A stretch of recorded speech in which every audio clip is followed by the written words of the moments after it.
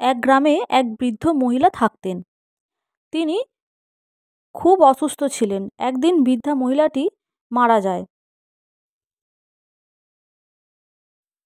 যমরাজ নিতে এলে বৃদ্ধা মহিলাটি যমরাজকে জিজ্ঞাসা করেন যে, আচ্ছা প্রভু, আমাকে বলুন, আমি মরার পর স্বর্গে যাব না নরকে? তখন যমরাজ তাকে উত্তর দিলেন, হ্যাঁ, আপনার কর্মফল অনুযায়ী আপনি স্বর্গে যাবেন।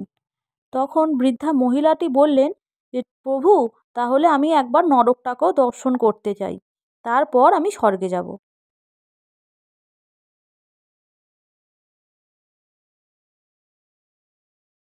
যমরাজ বললেন, আচ্ছা ঠিক আছে, তাহলে চলুন আমার সাথে। বলে তিনি প্রথমে বৃদ্ধা মহিলাটিকে নিয়ে নরকে দর্শন করালেন। বৃদ্ধা মহিলাটি দেখলেন নরকের আত্মারা খিদায় তৃষ্ণায় সব ছটফট করছে।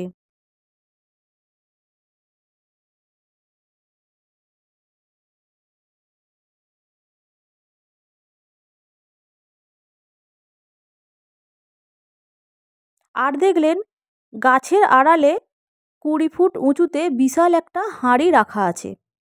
হাঁড়ির মধ্যে আছে সুস্বাদু ক্ষীর।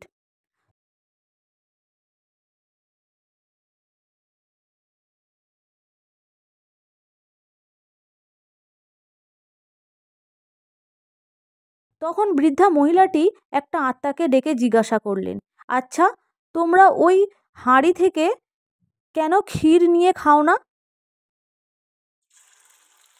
নাকি তোমরা ওই দূরে রাখা হাঁড়িটিকে দেখতে পাওনি? তখন আত্মাটি জবাব দিলেন,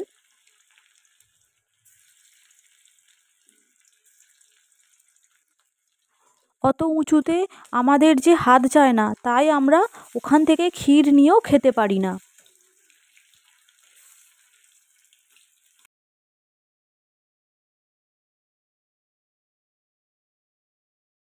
বৃদ্ধা মহিলাটি নরক দর্শনের পর এরপর এলেন স্বর্গে। স্বর্গে তিনি এসে দেখলেন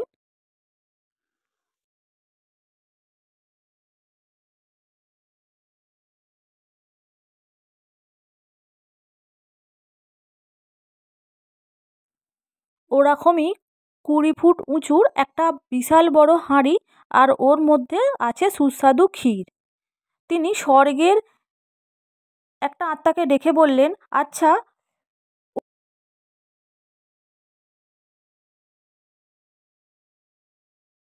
ওই হাঁড়িটা যে দূরে দেখা যাচ্ছে, নিশ্চয়ই তোমরা ওর মধ্যে থেকে ক্ষীর নিয়ে খেতে পারো না, তাই না?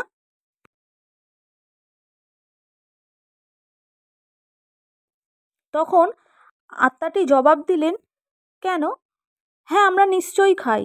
আমাদের এখানে যে বড় গাছ আছে, ওই গাছ দিয়ে আমরা সিঁড়ি বানিয়েছি, দিয়ে ওই সিঁড়ি দিয়ে উঠে আমরা প্রত্যেকেই হাঁড়ি থেকে ইচ্ছা মতো ক্ষীর নিয়ে খাই আর আনন্দতে থাকি। এই কথা শুনে বৃদ্ধা মহিলাটি ভাবলেন, ঈশ্বর আমাদের নিজের হাতেই আমাদের ভাগ্য নির্ধারণ ক্ষমতা দিয়ে রেখেছেন।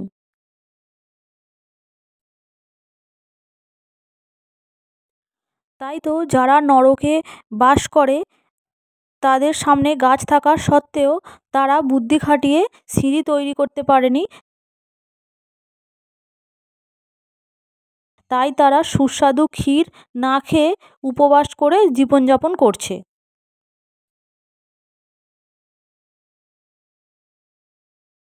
যারা স্বর্গে থাকে, তারা ওই গাছটিকে ব্যবহার করে সবাই মিলে সিঁড়ি তৈরি করে তাদের ক্ষুধা আর তৃষ্ণা নিবারণ করছে। যখন খুশি, যত খুশি ক্ষীর তারা ওই হাঁড়ি থেকে নিয়ে খেতে পারছে, আর তারা সুখে শান্তিতে বসবাস করছে।